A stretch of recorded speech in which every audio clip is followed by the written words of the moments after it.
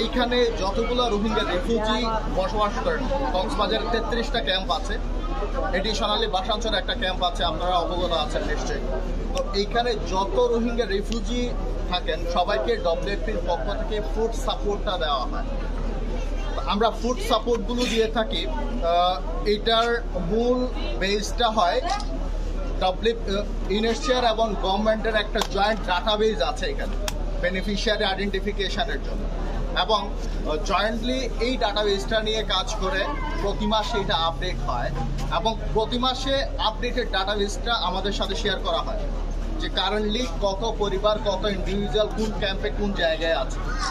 তো সেই অনুযায়ী আমরা প্রত্যেকটা পরিবারকে একটা 30 ডেজ, একটা 30 দিনের সাইকেল, একটা মাসিক সাইকেলে তাদেরকে সাপোর্ট দিয়ে থাকি।